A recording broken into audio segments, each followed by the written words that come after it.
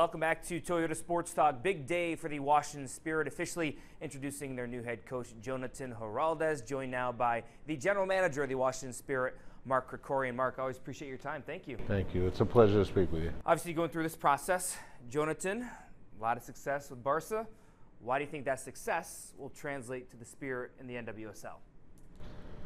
Well, I think he's a teacher first and foremost, and the way that he's able to break the game down and teach the game is quite unique. And any of us that have seen Barcelona play, whether it was the men or the women, gained great appreciation for their quality quickly. And just watching them, the sophistication that they played, the technical quality, all of those different areas are so evident that these players have been so well coached. So, you know, his background is starting with young players and teaching technical quality and development and so on. And I think that all of those, his background will serve us very well. I know many in the soccer world were actually surprised you were able to lure Jonatan to Washington. What was that process like? What was your sales pitch for Jonatan to leave the comfortability of Barca, the success in Barca, and take a chance and come here to Washington? What was that process and challenge like? Well, I'd like to take full credit for it, but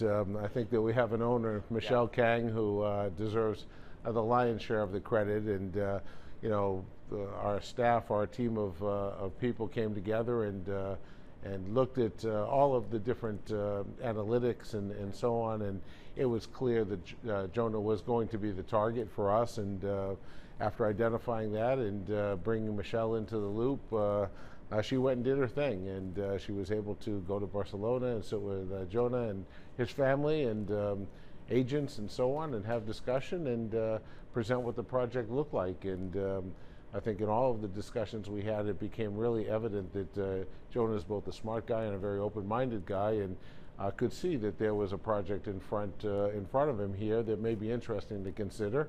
And at the end, I think he looked at it and thought this was a special opportunity for him and his family. You've been a successful coach yourself, won multiple national championships with Florida State. This is a unique situation because this club's playing really well. Had an interim head coach. Now here comes Jonatan from Barcelona trying to integrate himself with the club. What kind of challenges does that present in itself to not disrupt the success that's going on right now? Yeah, I think that all of us are really open-minded, and there were a number of meetings leading up to this day, including the psychologist, Adrian, the interim head coach, Jonah, myself, and a variety of others, to make sure that we all kept in mind that the most important element in this is the players, and what is going to be the best, least intrusive way for Jonah to come and be integrated and help us, because he's got two eyes that are wonderful, and now it's a matter of him coming in and making contributions immediately, but also looking at the bigger picture. How do you help Jonah in the transition? Because listen, this is not easy. This would be like you going to Spain to try to coach. He's doing the opposite, coming to the United States, completely new, completely different.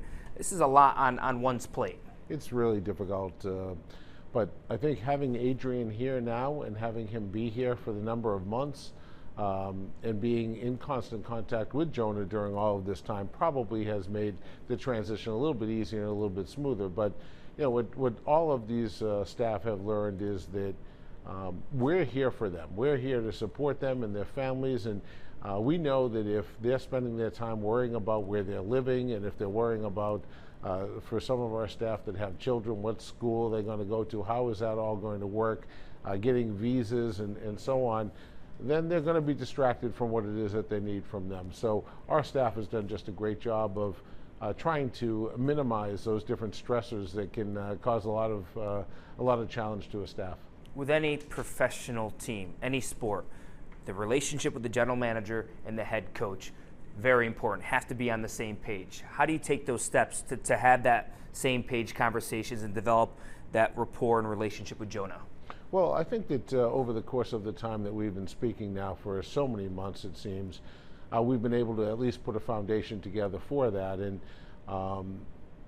having been a coach for a long time, probably I have some understanding of some of the challenges he's going to go through. And my goal isn't to step in and say a whole lot on the field, but just to make sure that he and the rest of the staff know that me, Michelle, the rest of the administrative team are there to help and to support. So when it comes to the soccer piece, they don't need any help from me, that I'm sure. When it comes to some of the other elements and making sure that they have the support outside of the field, well, hopefully I'm going to be able to help with those areas. And clearly you've helped create this foundation, and this club is going in the right direction.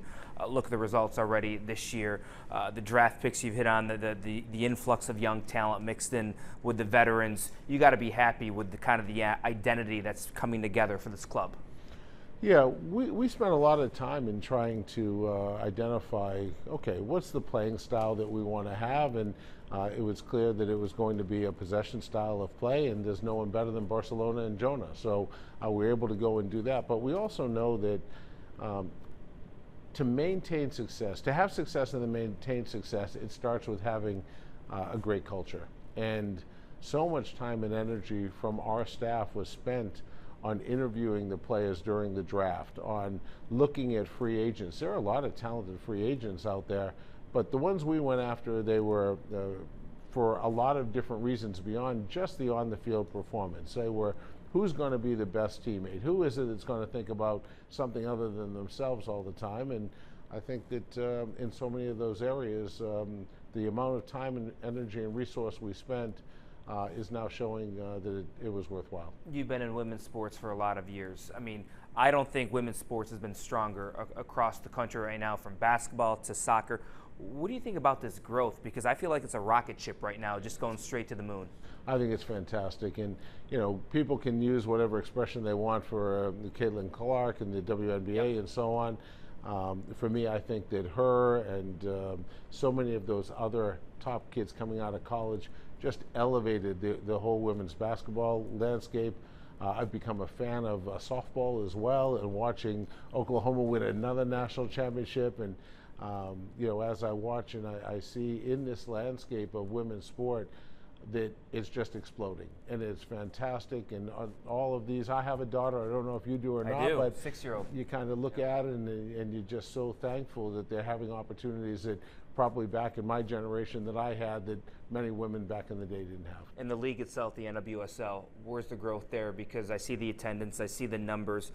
There's a pop there as well. Yeah, across the board, I think that we're seeing that, and the influx of really good players as well. So there are, you know, you look across and you see these record transfer fees of players coming in, and watch them play and see their athletic quality as well as their soccer quality.